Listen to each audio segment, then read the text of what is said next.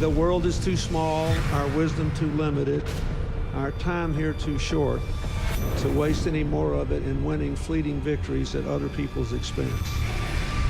The Clinton Global Initiative, which brings philanthropists and CEOs together with nonprofits to make concrete commitments aimed at some of the world's toughest problems.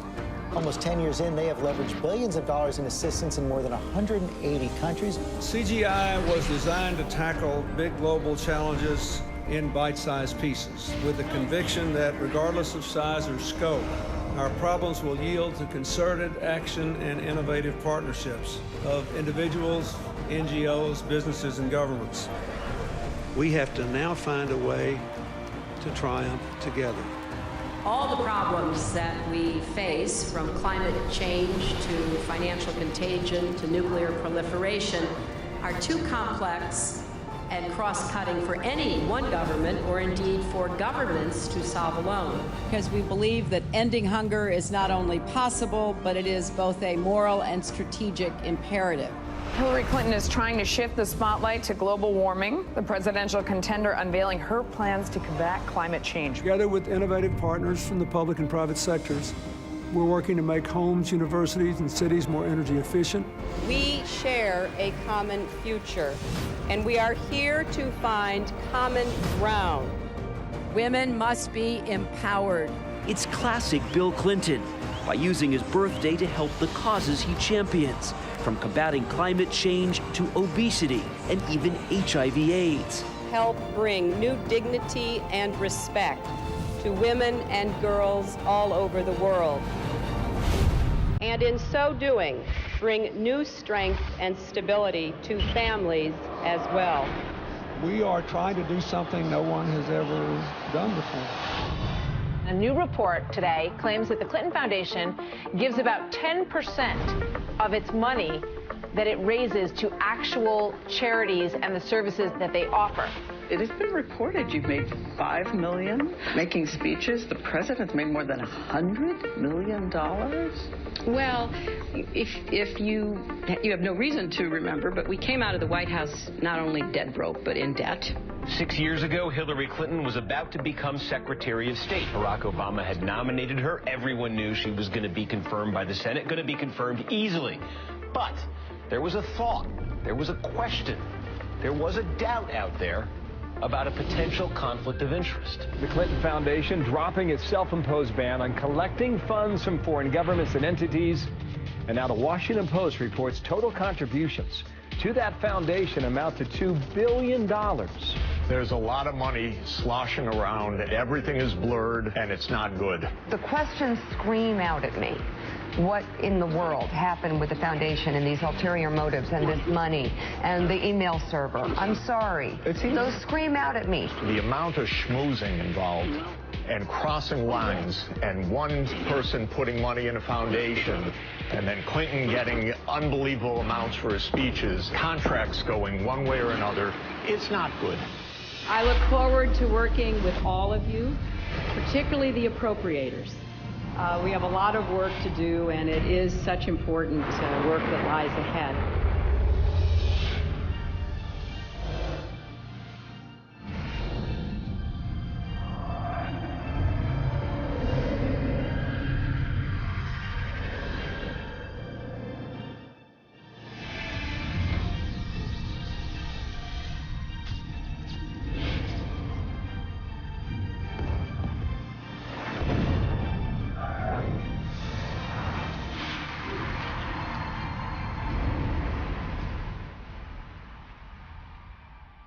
We did this with a very simple strategy.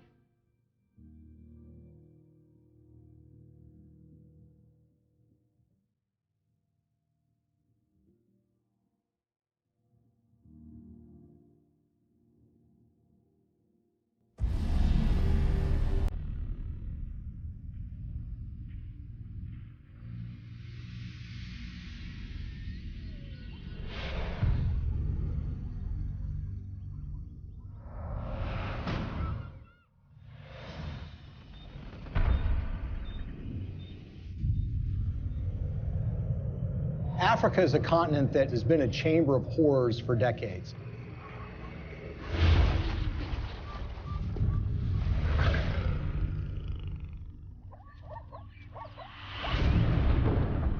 It's really not the fault of the African people. It's largely a result of the kind of system that's been perpetuated there. You have these oligarchs which dominate these countries that oftentimes have natural resources that can be very lucrative.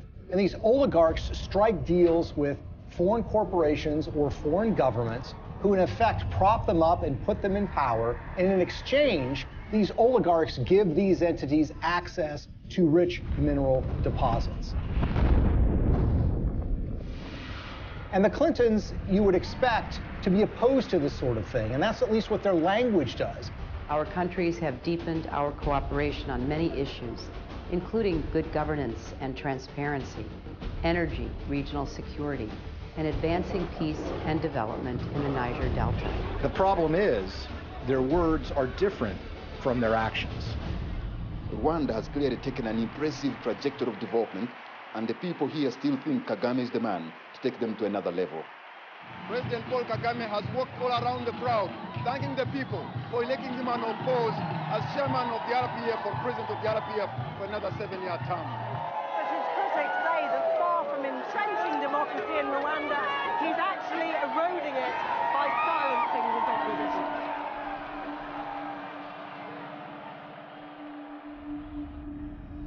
Paul Kagame has been praised by Bill Clinton and the Clinton Foundation. But the fact of the matter is Paul Kagame has a terrible human rights record. He's accused of aiding military operations in the neighboring Democratic Republic of Congo, and that actually forced the recruitment of child soldiers. The UN has identified him as being involved in activities that entailed massive human rights violations. The newer opposition parties that have been formed in the last year or two have one by one been silenced or otherwise excluded from the race. And individuals, and not only politicians, but even journalists, for example, and other Rwandans who may have views different from those of the government, have found themselves at the receiving end of what has become quite a violent campaign of intimidation. Well, Paul Kagame is a friend of Bill Clinton's. I want to say a special word of appreciation for the leadership of President Kagame. I'm greatly to receive this Clinton Global Citizen Award. He's actually given awards by Bill Clinton for his conduct as the leader of that country, and they regale him as a great military leader. This is the sort of legitimization that we don't want of these kinds of dictators and leaders. That's the kind of legitimization that the Clintons have engaged in. And they've done it in a way that creates commercial opportunities for donors and friends and allies who want to do business in Africa.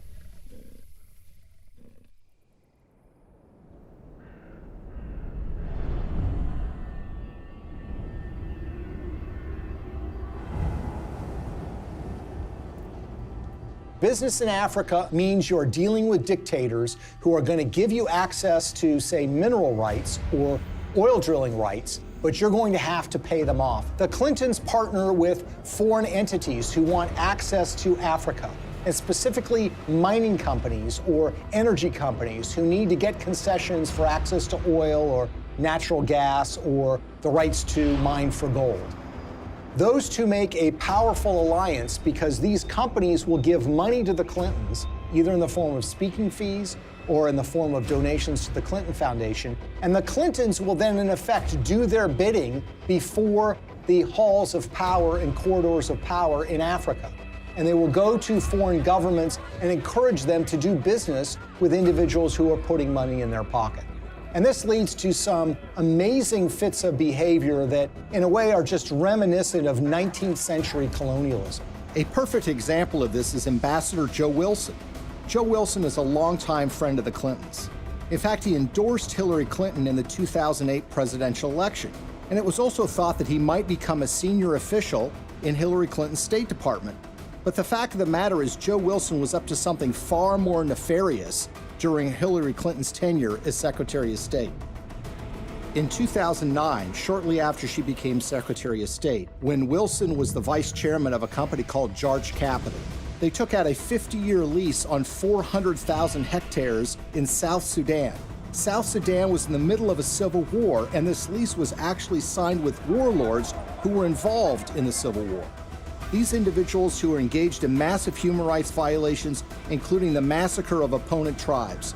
And basically what Joe Wilson was engaged in was something called investing in sovereignty changes. They were basically cutting deals, lucrative deals, worth potentially hundreds of millions of dollars with these warlords.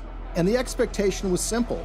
These warlords would take power, then they would give them access to these lands where they could make huge amounts of money exploring for natural gas, exploring for oil, and for mineral rights. Ambassador Joe Wilson isn't the only Clinton friend and foundation donor who was working in war-torn countries. Swedish mining investor Lucas Lundin has pledged $100 million to the Clinton Foundation. He did that in 2007. And his most lucrative mining operations are in the war-torn country of the Democratic Republic of Congo. This is a country that perhaps has the most horrific human rights situation on the face of the earth. By the time Lucas Lundin made his $100 million pledge to the Clinton Foundation, his Congo operation was making, quote, staggering profits, end quote, according to his own financial statements. His overall capitalization was $20 billion. But for those profits to remain staggering, U.S. policy under Hillary Clinton had to remain unchanged. That's a problem. Hillary Clinton, as a senator back in 2006, supported something called the Congo Relief, Security, and Democracy Promotion Act. As the law's name implied, the goal was to bring reform to Congo. That's not something that Lucas Lundin would want. So in 2009, when Hillary became Secretary of State, she reversed course 180 degrees and went from supporting reform in Congo to supporting the status quo, which is exactly what Lucas Lundin would want, who of course had committed $100 million to the Clinton Foundation. But Congo isn't the only scandal-plagued country where Clinton benefactors have made millions. Africa's most populous nation, Nigeria, is full of promise, but fulfilling that promise is sometimes a struggle. Plagued by corruption and mismanagement, the resource-rich country has a poverty rate of over 50%. Look at a country like Nigeria, which is really a cesspool of corruption. In fact, people will say it is perhaps the most corrupt country in the world. It's rich in natural resources, it produces a lot of oil, but that money never trickles down to the people. It goes to the oligarchs who run the country, who oftentimes take that money and put it in Swiss bank accounts in a way that, of course, the people of Nigeria can never benefit from.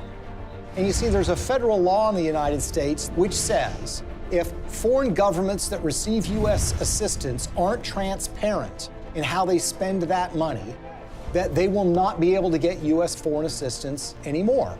It's about transparency. But there's a way around that law. You can get a waiver from that law. How? By getting the U.S. Secretary of State to grant you a waiver. We intend to remain very supportive on your reform efforts. Thank you for mentioning the work we did together on the elections. We're also very supportive of the anti-corruption reform efforts, more transparency, and the work that you and your team is also championing, because we really believe that the future for Nigeria is limitless. So in the case of Nigeria, they receive hundreds of millions of dollars in U.S. foreign assistance. They've not made progress in being more transparent, and of course, they've gotten exemptions from Hillary Clinton while she was Secretary of State. What's so curious about this is what was happening commercially to the Clintons while this was going on. Bill Clinton, for the first time ever, gets paid highly lucrative speeches in Nigeria, which had never happened before. In fact, he gets paid to do 2 speeches for $700,000 apiece by a businessman in Nigeria who just happens to be close with the president of that country. Keep in mind, by the way, that his normal speaking fee is less than $200,000 a speech. So this was an enormous payday for Bill Clinton. Okay, now we'll begin the panel.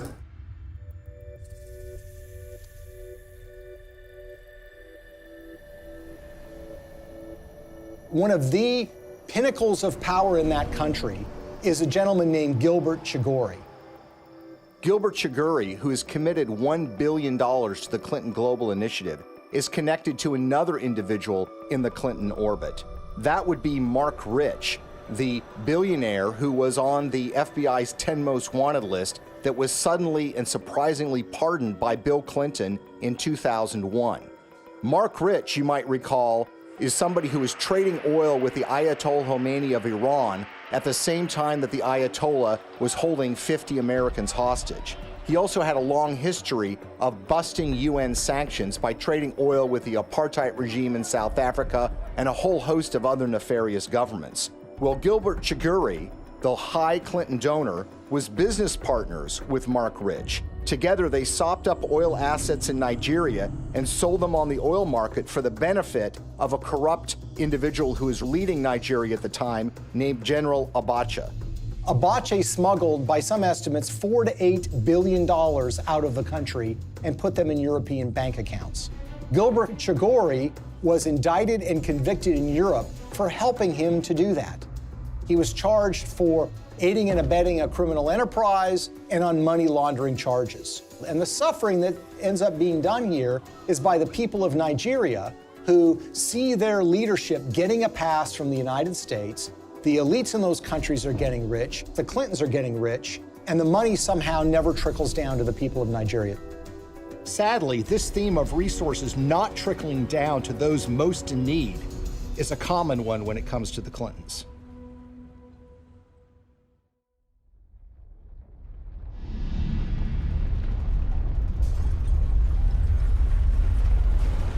As we told you at the start of tonight's program, a major magnitude earthquake has hit the island of Haiti in the Caribbean. The quake measured around 7 points on the Richter scale, and its epicenter fell just 10 miles from the capital, Port-au-Prince. Haiti's ambassador to the U.S. has described the event as a catastrophe of major proportions. So far, we have no information regarding the casualties. The war is coming to an end! It was a big earthquake. It lasted like 15 seconds, I think. Probably the most devastating humanitarian crisis that Hillary Clinton faced during her tenure at the State Department was the tragic earthquake in Haiti. It happened in January of 2010, and literally in a matter of seconds, 250,000 people were estimated to have died, and a large portion of the Haitian infrastructure and economy was just decimated. It was a crisis on a massive scale. The United States is offering our full assistance to Haiti and to others in the region. We will be providing both civilian and military disaster relief and humanitarian assistance, and our prayers are with the people who have suffered, their families, and their loved ones. In the days and weeks that followed the earthquake in January of 2010, Hillary Clinton made visits to Haiti. And here's the latest on Haiti. U.S. Secretary of State Hillary Clinton arrived in Port-au-Prince just about an hour ago. She is the highest-ranking U.S. official in Haiti right now since Tuesday's earthquake. She's meeting with Haitian leaders and international officials to discuss the rescue and relief efforts. In fact, on her first visit, which occurred days after the earthquake, they literally had to stop traffic going in to the airport at Port-au-Prince. There, of course, were relief supplies that were being flown in, but that traffic was stopped so the Secretary of State could come and assess the damage. There is a perception, there have been complaints or reports of bottlenecks, that there's a lot of aid coming in, but it's very hard to get it out to the people who need it. That's just not true. The aid is coming in, we're getting it out, there's just not enough of it yet. She flew in with her political aides on a large federal airplane. She landed at the airport. She made a large press conference, made statements about her commitment to rebuilding this country, and then she was soon whisked away, headed back to Washington, D.C. Theirs is a city in ruins, a country which can do little but wait for help to arrive. The international community responded in the way that you would expect it to. That is, large amounts of money were committed, up to $13 billion from international relief organizations. And of course, you had the official role of the State Department, which would be point on U.S. taxpayer dollars going to Haiti for for the purposes of relief. I want to assure the people of Haiti that the United States is a friend, a partner, and a supporter. Hillary Clinton's State Department would oversee the reconstruction effort, with Chief of Staff Cheryl Mills responsible for the allocation of U.S. tax dollars through USAID. And Bill Clinton, already appointed Special Envoy to Haiti for the United Nations, was named co-chair of the Interim Haiti Recovery Commission, along with a former Haitian Prime Minister. I hope that it will be rebuilt in a much stronger and more sustainable way, and I think the Haitians want that. So this was clearly a Clinton operation from the beginning. Now, the Haitians had their own ideas about how best to rebuild their country. They wanted new roads. They wanted buildings rebuilt. And that's what you would expect. This is how you recover from an earthquake. The problem is that the Clintons had their own agenda, the interests of major donors who had a vested interest in spending that money in Haiti in ways that would benefit them. And so you immediately had this clash between the Haitians and the Clintons. And Haitians complained almost immediately that they were shut out of the decision-making process, that it was really Bill Clinton and a few of his friends that were calling the shots in the IHRC. And they made some monumentally bad decisions that not only didn't benefit the Haitian people, but ended up putting money in the pockets of major Clinton donors who had economic stakes in Haiti. We have been united behind a single goal: making investments in this country's people and your infrastructure. So it's a classic example of what some people call disaster capitalism. Disaster capitalism in that a natural disaster creates opportunities for rebuilding to take place, but also for self-enrichment to take place. And if you look at the Clintons and the promises that were made and the results that actually followed, it is a tragic story of crony capitalism gone awry.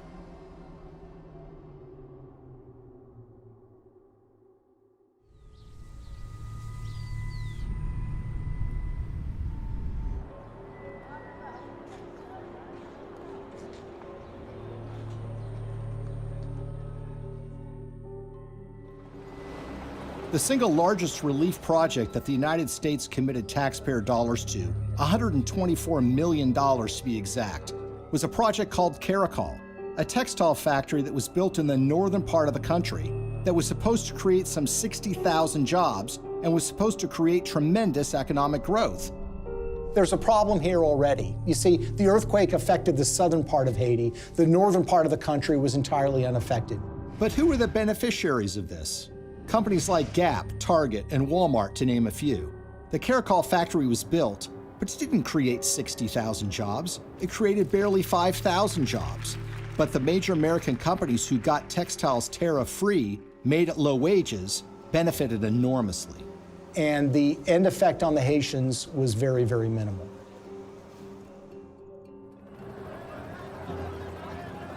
If you look at some of the infrastructure projects that were undertaken, the Clintons had very grand plans to build large tracts of homes, and there were contractors that were selected for those projects. Sometimes the contractors had experience, sometimes they did not.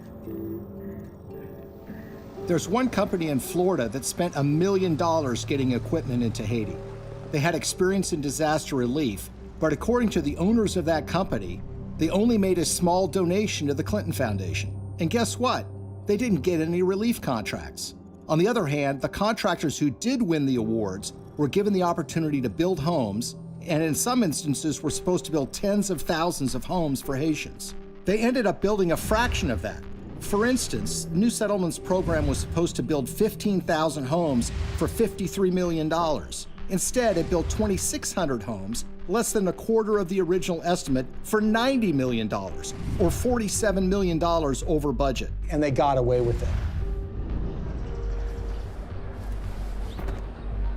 So you had contracts going to these relief organizations that were also involved with the Clinton Global Initiative.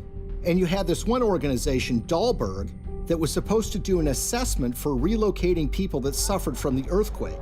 They determined that people should be moved to a site that happened to be on a cliff that was highly unstable. USAID's Inspector General reviewed Dahlberg's recommendations and found them basically unusable. One member of the USAID shelter team was quoted by Rolling Stone magazine as saying that the recommendations were so bad, it looked like the team never even got out of their SUVs. Another person said that only one of the people that was sent to Haiti by Dahlberg actually spoke French. Telecom mogul Dennis O'Brien is one of the world's richest people, and he's finding opportunities in the poorest country in the Western Hemisphere. The Irish billionaire is the largest private investor in Haiti through his company Digicel, and he's now leading the Clinton Global Initiative efforts down in Haiti. Probably no one came out better in the Haitian reconstruction effort than an Irish billionaire named Dennis O'Brien. He was a Clinton Foundation donor, giving them between $5 and $10 million. He helped arrange speeches for Bill Clinton, too. The interest of the Obama administration, particularly the former Secretary of State Hillary Clinton, you know, all the different things that have happened to help Haiti get up off the floor have been led by the U.S. And he was the owner of something called Digicel, which is a cell phone company at the time of the earthquake. As part of that relief effort, the State Department run by Hillary Clinton wanted to fund a mobile money transfer service that would allow Haitian citizens to transfer and receive money on their phones. Well, Digicel applied to be the recipient of that grant money. 4 weeks after their application, Digicel actually sponsored a speech for Bill Clinton in Jamaica, and they paid him $225,000. And as it turns out, within 4 months of that speech, Digicel would receive the first installment of that grant money. The earthquake actually has been great for Digicel and Dennis O'Brien. More than 4 years since a magnitude 7.0 earthquake devastated Haiti, and outrage there is growing over the largely failed reconstruction effort, despite the hundreds of millions of dollars in aid that has been collected and spent by the IHRC, the Interim Haiti Recovery Commission. So whether you're talking about housing or cell phones, you see that the people that are closest to the Clintons have made out very well from the Haitian earthquake. The rest of the country, the ordinary people of Haiti, not so much. Haitian activists staged a protest outside Hillary Clinton's Manhattan office. The demonstrators claim billions of dollars were stolen through the Haiti Reconstruction Commission headed by Bill Clinton. They also say Haiti was used as a cover for foreign governments to funnel kickbacks of possibly hundreds of millions of dollars through the Clinton Foundation. They say it was done in exchange for favors that Hillary was doing for them as Secretary of State. The tragedy is we had an opportunity to rebuild in a way that would give the people of that country hope. Sadly, that opportunity was squandered, and what took place, rather than rebuilding Haiti, was the self-enrichment by friends of the Clintons. For all of Bill Clinton's talk about building Haiti back better, the fact remains that the most visible evidence of Clinton's role in the recovery isn't the improvement of daily life for everyday Haitians, but the construction of new luxury hotels just miles from the folks who have been living in tarps USAID handed out immediately after the earthquake. We are telling the world of the crimes that Bill and Hillary Clinton are responsible for in Haiti. But while the world eventually lost interest in Haiti's recovery, the influence and connections afforded to donors from the Clinton Foundation appear to have been lessons learned by others. So how much do connections to the Clintons matter when you're talking about Haiti? Consider the case of gold mining. The government of Haiti had not granted a gold mining concession in 50 years. They decided to do so during the reconstruction of their country, which was being overseen by Bill and Hillary Clinton. What company did they select to get this gold mining permit? A company called VCS Mining. VCS Mining had very little experience in gold mining, but what did they have? They had connections. Shortly after they got that concession, someone joined their board of directors. It just happened to be Tony Rodham, brother of Hillary Rodham Clinton. It was a true disaster that followed the earthquake, which was the natural disaster. This was the man-made Clinton-caused disaster in relief that led to the wasting of enormous sums of money, the enrichment of elites that were friends with the Clintons, and the Haitians were left in a situation where their life was really not much better than it was the day after the earthquake happened.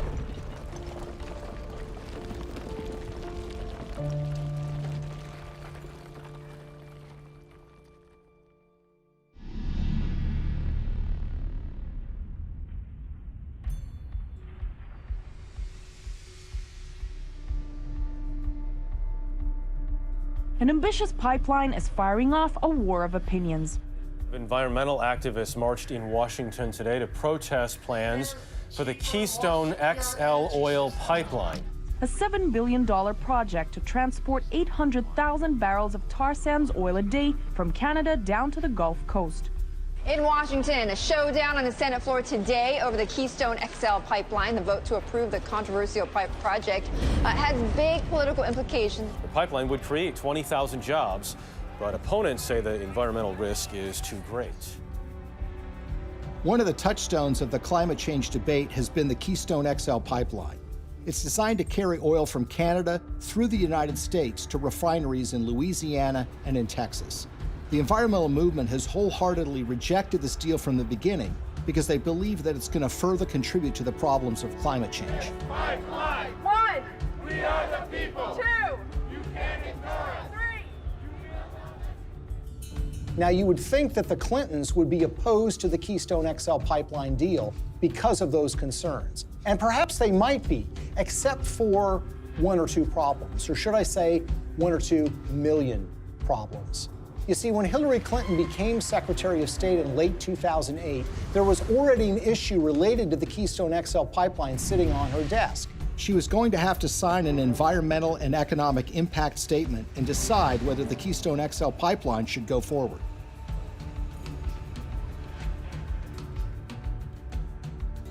At that precise time, Bill Clinton gets a lucrative offer of nearly $2 million to give 10 speeches in Canada for the first time ever from a company called TD Bank Investment Group. He gave the last speech in May of 2011. 3 months later, Hillary's State Department releases an environmental impact statement that was seen as largely supportive of the Keystone XL pipeline in a way that was massively controversial. Hillary Clinton, in effect, was betraying the environmental movement by greenlighting this deal, when she had in her hands the power to kill this deal in its crib. It was shocking. Organizations like Greenpeace and Friends of the Earth were stunned. They wanted investigations, but everybody was mystified. Nobody could understand why Hillary Clinton would sign off on this deal, particularly when she had been in favor of dealing with climate change, and her boss, Barack Obama, by all indications, seemed to be opposed to this deal as well. It's also a time for a new approach to climate change. We know we've got to deal with global warming. We're seeing the effects of it. We need to invest in clean energy technology today so that we can create new high-paying jobs to protect our environment, to grow our economy, and to finally break our addiction to foreign oil. How did we go from the Clintons being in favor of fighting climate change and dealing with fossil fuel dependence to Hillary Clinton signing off on the Keystone XL pipeline? The evidence that we found was that it was about the money. This was not a philosophical change. This was not a new way of thinking about global warming. This was a way of taking $2 million in cash to essentially buy a decision by the Secretary of State. Why is the TD Bank Investment Group so interesting? Because they just happen to be one of the largest shareholders in the Keystone XL pipeline itself.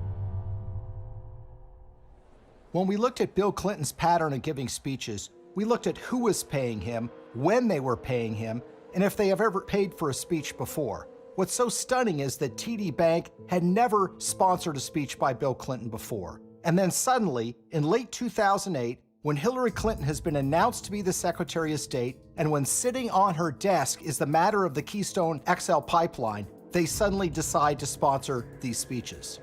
And when people realized that the Clintons had pocketed about $2 million at the precise time Hillary Clinton was making this decision, it all now suddenly made sense. Because as we've seen repeated over and over and over again, when it comes to the Clintons, you have to follow the money. And in the case of the Keystone XL pipeline, they seem to have abandoned their principles, their commitment, as it was, to combating global warming and dealing with our dependence on fossil fuels. They jettisoned that when $2 million showed up and suddenly came out in favor of the Keystone XL pipeline. When you see this sort of pattern of behavior, you can't come to any other conclusion that it's a system of pay to play. And again, other entities appear to have picked up on this business model too. Well, Bill Clinton has been paid enormous sums of money over the years to give speeches. On average, he gets a little less than $200,000 per speech. But something happened in late 2008. his speaking fees skyrocketed after he'd been out of office for years. The reason was his wife had become Secretary of State. In fact, 11 of the 13 speeches for which Bill Clinton has been paid $500,000 or more occurred precisely when Hillary was the most powerful diplomat in the world.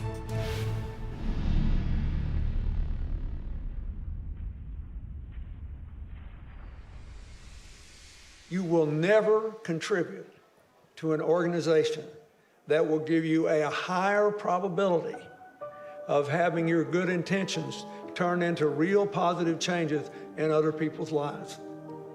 That will give you a better chance than what you've done here tonight. His single biggest speech payday came from the Swedish telecom company Ericsson. And it's a very, very unusual and troubling story.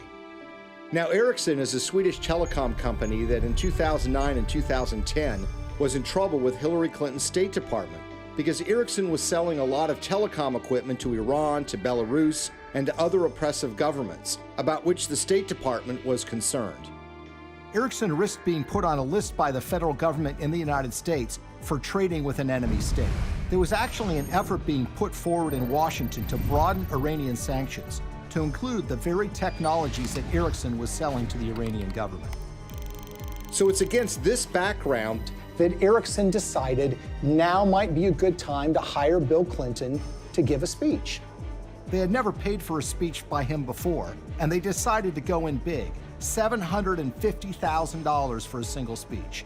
7 days after he gave that speech, Hillary's State Department came out with a statement which said, "We are not going to broaden sanctions on Iran to include technologies like telecom. We're going to rely and expect companies like Ericsson to police themselves." It was a massive win for Ericsson. Ericsson was able to avoid having to deal with a regulatory battle in Washington, giving up contracts that were highly lucrative in these countries, and being put on a list that would create an enormous diplomatic problem for them, all because essentially they paid Bill Clinton to give a speech for $750,000. Will you continue to give speeches? Oh, yeah. I got to pay our bills.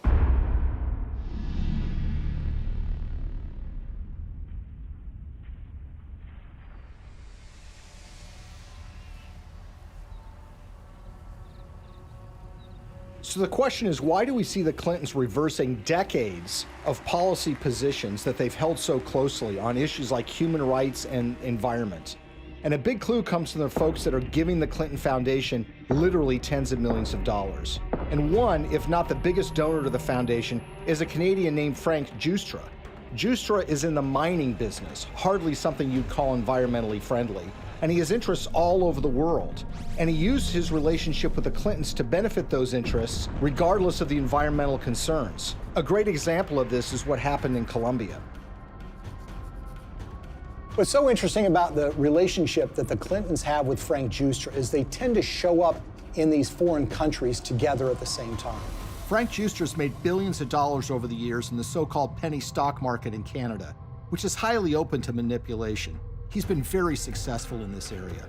Now, the Vancouver Stock Exchange is not like the New York Stock Exchange in the United States. This is the stock market or an exchange that is dominated by penny stocks, made up of a lot of natural resources stocks. It's sort of the wild, wild west of investing. It's called Dodge City sometimes. And the reason is because there's a lot of speculators, there's a lot of misinformation that's put around, and there are a lot of mining companies that don't really have any assets, but will proclaim to have gotten the rights to some lucrative gold mine, let's say, and then they send that news out to the public in the hope that it will lead to a flood of people buying the penny stock so the shareholders can sell their assets.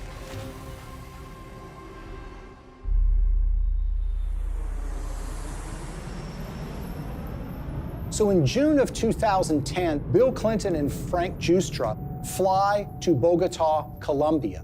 And who arrives there at roughly the same time? Secretary of State Hillary Clinton. The big thing from the news conference was where Bill and Hillary were dining the other night in Bogota. I had a chance to talk to her about her dinner experience in the Zona Rosa, and here's what she had to say. Dinner was good? It was excellent in every way. So it was like eating in the States, but eating in Bogota. Well, it was a real treat to be in Bogota and to be with people who love this city so much, including my husband. Now, in her memoirs, Hillary Clinton says that this is just a happy coincidence. But when you see what follows, you realize that this is no coincidence. The following morning, Bill Clinton has a breakfast meeting with the outgoing president of Colombia, President Uribe. Then, like a tag team, Secretary of State Hillary Clinton has a noon lunch meeting with him, and she grants him several favors, including technical agreements that the Colombian government wants. In the days that follow, something dramatic happens. Frank Giustra has 3 companies that get major concessions from the Colombian government: Pacific Rubiales, Petroamerica, and Prima Colombia Properties. One of those, Prima Colombia Properties, gets a concession to cut timber in a rainforest in Colombia along the Pacific coast. And that timber is not intended to export to the United States, but is intended for export to China. There's an outrage and upset environmentalists who realize what's going on, and eventually that permit is yanked by a future president of Colombia, but not before Frank Giustra's company is able to profit from cutting down these rainforests, which again is a behavior that runs so contrary to what the Clintons profess to be in favor of. We all know that in order to build low-carbon economies of the future, we need sustainable forests.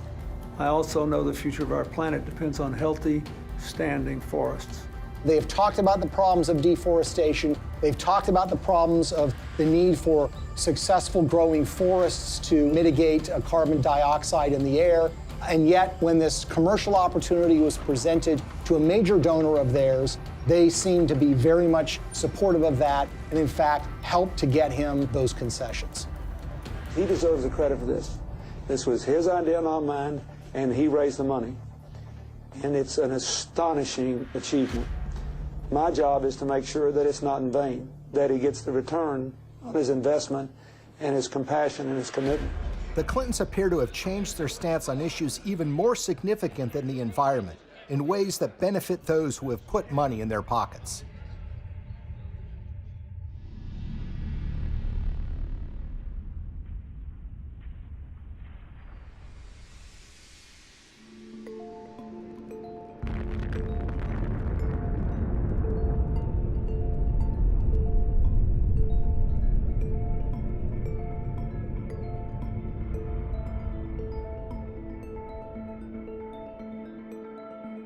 I represent a president and a country committed to a vision of a world without nuclear weapons and to taking the concrete steps necessary that will help us get there.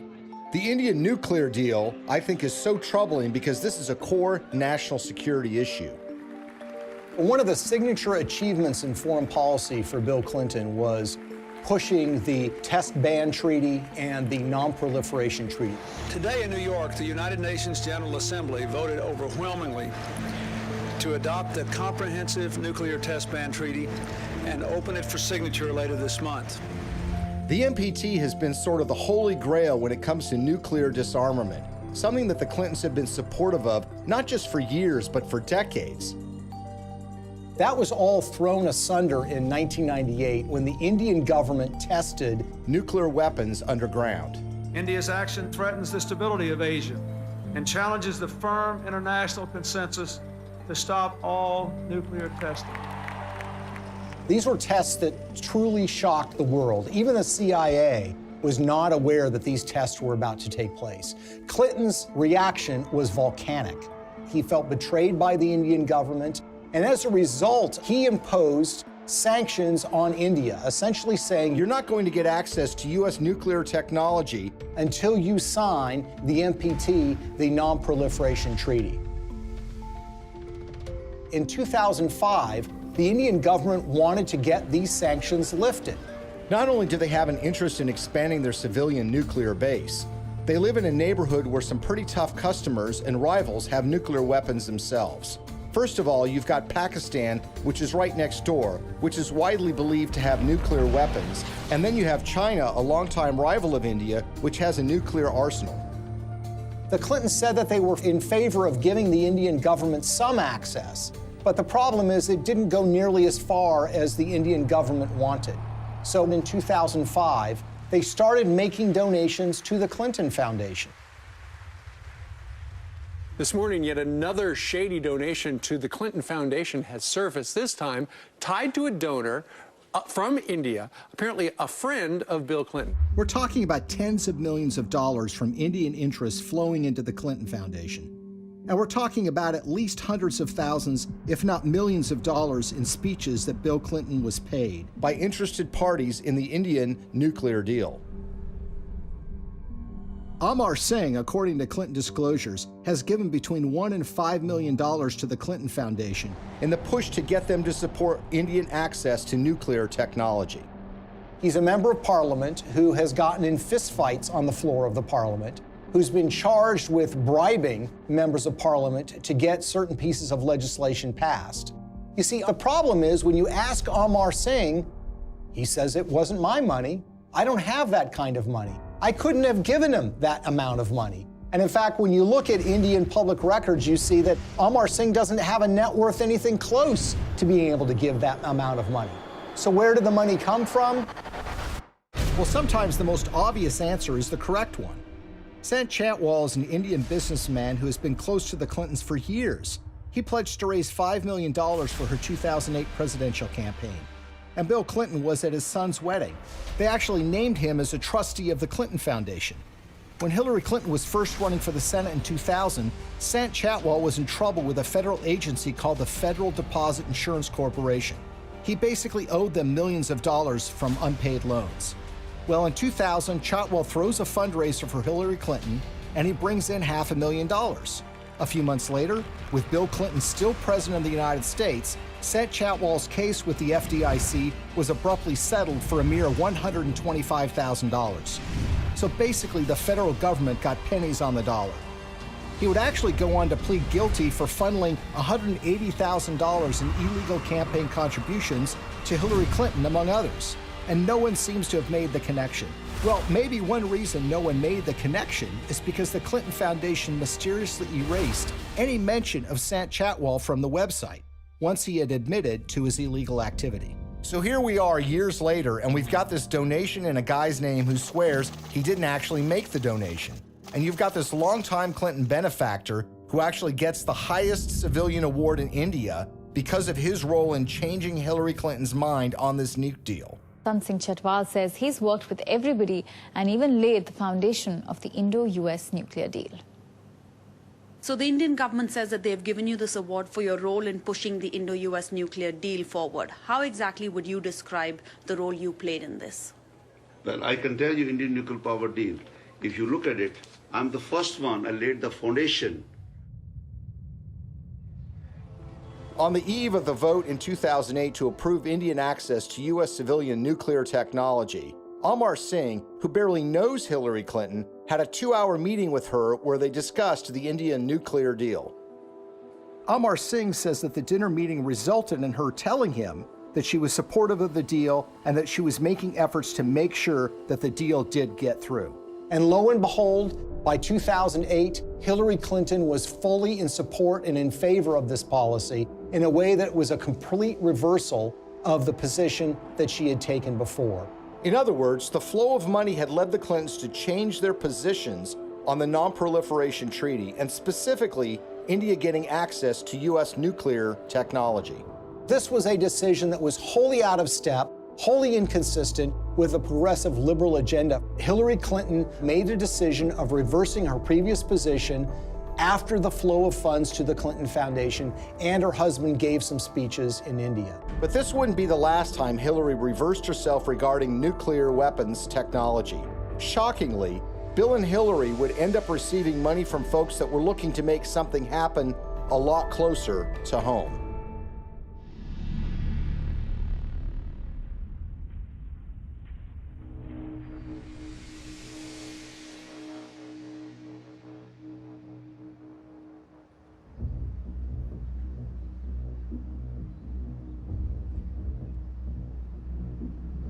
I think the Russian uranium story is perhaps the most shocking and most blatant example of how the Clintons operate.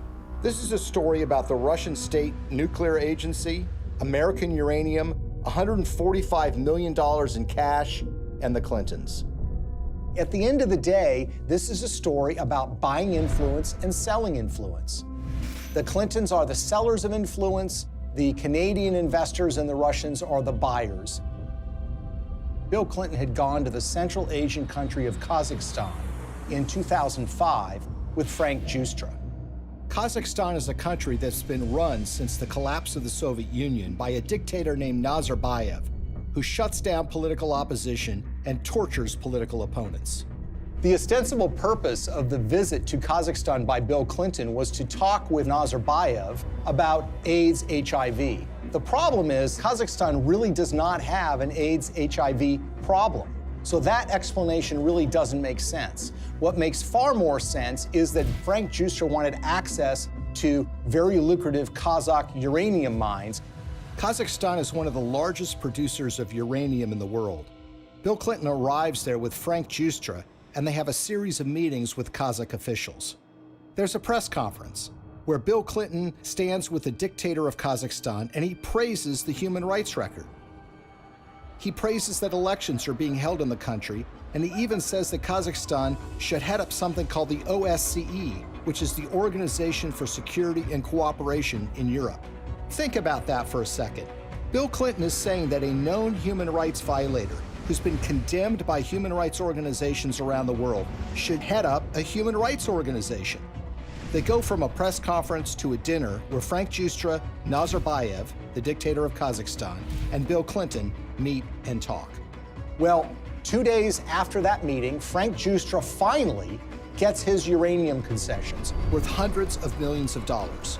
A couple of weeks after that, Bill Clinton gets his $30 million from Frank Giustra, the first payment in what will become more than $100 million in pledges and commitments and donations made by Frank Giustra.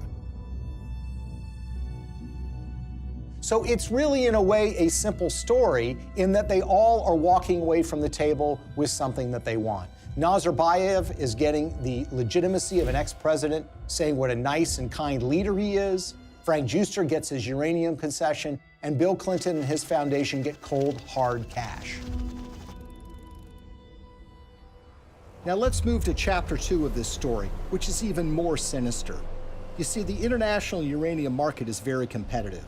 The Kremlin sees dominance and control of the uranium market as a source of national power. Frank Giustra takes that uranium concession he got in Kazakhstan and puts it into a company in a so-called reverse merger, which was one way for a private company to go public to form something called Uranium One. It's a company traded on the stock market in Canada, and they start acquiring uranium concessions in places like Wyoming, Texas, New Mexico, and Utah. And by 2009, they have what is expected to be 50% of future uranium production in the United States. This gets the interest of Vladimir Putin and the Russian government. And in fact, there are State Department cables that were leaked through WikiLeaks, which show that Hillary was aware of the fact that the Russians took great care to try to dominate the international uranium market.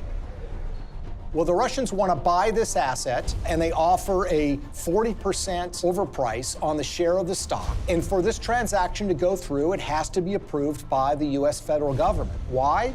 Because uranium is regarded as a critical industry in the United States. After all, this is used for our civilian nuclear reactors and goes into nuclear weapons. So it goes before the federal government where it needs to be signed off by a series of federal agencies, including the Secretary of State, Hillary Clinton. As Hillary Clinton is contemplating this, shareholders in Uranium One, including Frank Giustra, have sent more than $145 million to the Clinton Foundation. The chairman of that company at the precise time is a guy named Ian Telfer, who is also making donations to the Clinton Foundation, as is Frank Holmes, who is another major Uranium One shareholder. And Hillary Clinton, who has a record of opposing precisely these kinds of deals, comes out and says, you know what, I think this is a good deal. Let's let Vladimir Putin take control of what is now 20% of U.S. uranium production.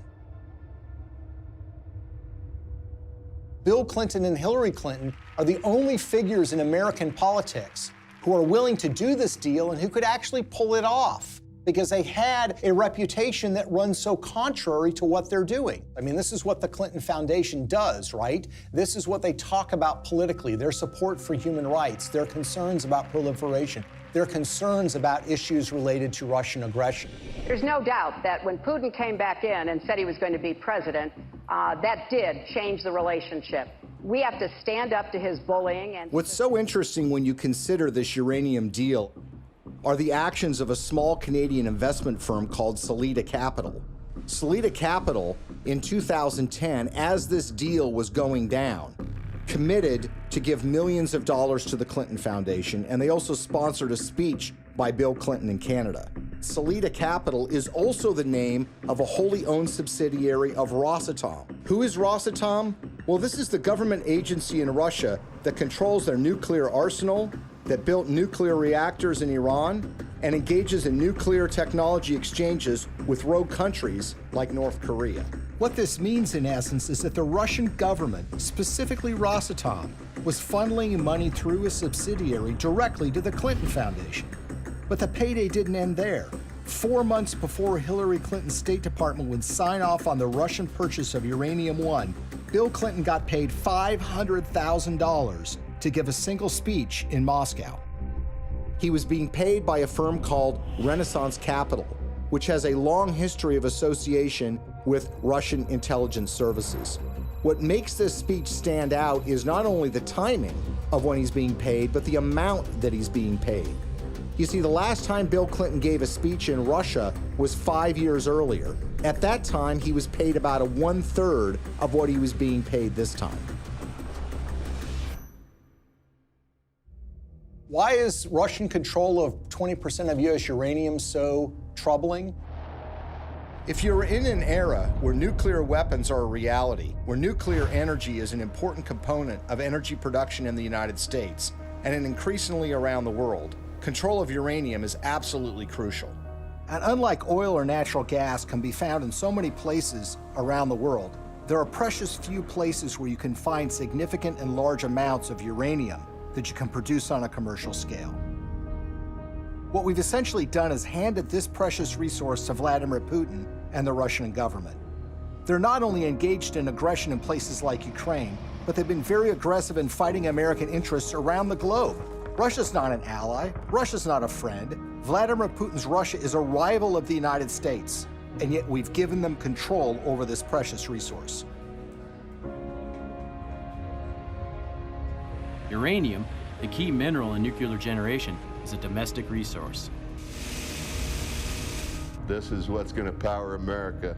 I think a lot of people in Middle America would be surprised to know that the Russian government is doing business in places like Colorado or Wyoming or Utah.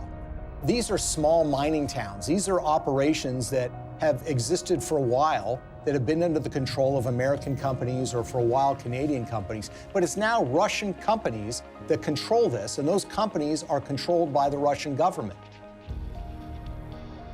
Having read through the archives of the KGB, the files that they have been released, I can tell you that they look at the United States as weak and ineffectual. This is a thuggish government that is engaged in massive human rights violations. There are opponents of this regime that have been killed or have disappeared. There's been persecution of human rights organizations. There's been persecution of homosexuals. And it's shocking and stunning to me that there has not been more attention focused to this fact, that we have given this critical resource to somebody who is engaged in so much nefarious behavior. Greetings from Washington. I want to thank all of you for your work to root out corruption that weakens economic development, feeds black markets and organized crime, and undermines the promise of democracy. As we work together to eradicate corruption in our own countries, we should also maintain the highest standards of transparency and accountability in our development efforts around the world. Corruption in emerging markets and fragile democracies undermines the confidence of citizens and investors alike, while responsible governance helps to foster sustainable economic development and political stability. I believe in the oldest adage in American politics, which is follow the money. Enormous amounts of money have flowed to the Clintons from foreign governments, foreign financiers, and businesses. Some of that money lands in their pocket. Some of it lands in their foundation. It's a pattern we've seen repeated over and over and over again all around the world. It's not a coincidence money exchanges hands, and favors are done. Now Clinton friends and supporters will say there's no smoking gun. But look at American political history. People are convicted all the time for a pattern of behavior where, for example, they're engaged in insider trading on the stock market. So, for example, you have a foreign corporation or a foreign government that wants something from the State Department while Hillary Clinton is Secretary of State. They will make a large payment to the Clinton Foundation. That will be followed by favorable action on their behalf. If that happens 1 or 2 times, you might say, look, it's just a coincidence. But when you see the pattern recreated over and over and over again, you have to recognize that these events are connected. They've created a model for massive self-enrichment that allows you to go into so-called public service, but get extremely rich at the same time. And when friends and allies say that the Clintons aren't really that interested in money, their actions show otherwise. What's so shocking to a lot of people is that making of that money requires them to betray their progressive values. The environment, labor unions, women's rights, human rights. The Clintons are doing business and growing rich with the favor of the very individuals who you would expect to be their political opposites. For a very long time in American history, and probably still to this day, one of the worst things that could be said about you as a politician is that you are on the take from foreign interests. What the Clintons have essentially done is busted down the door and robbed the bank of that concept. So when people think of the Clintons taking foreign money, they think it's maybe an insurance company from Great Britain, or they think it's from a supermarket chain in Canada. The fact of the matter is a lot of that money comes from the darkest, worst corners of the world. Are countries like Nigeria and Russia in the habit of giving money to politicians and not wanting something back? The Clintons are glad to take this money. It's made them fabulously wealthy. But what has it done for us? Before we had to worry about money from Wall Street and big labor, now we have to worry about it coming from around the world and infecting our politics and damaging our politics, everything from our uranium policy to our human rights policy. Nothing seems to be safe anymore. How is this not corruption? How is this not a crime? With the Clintons, nothing is sacred. Everything is for sale. But we are the ones who are paying the price. Maybe, just maybe, the American people are tired of being sold out.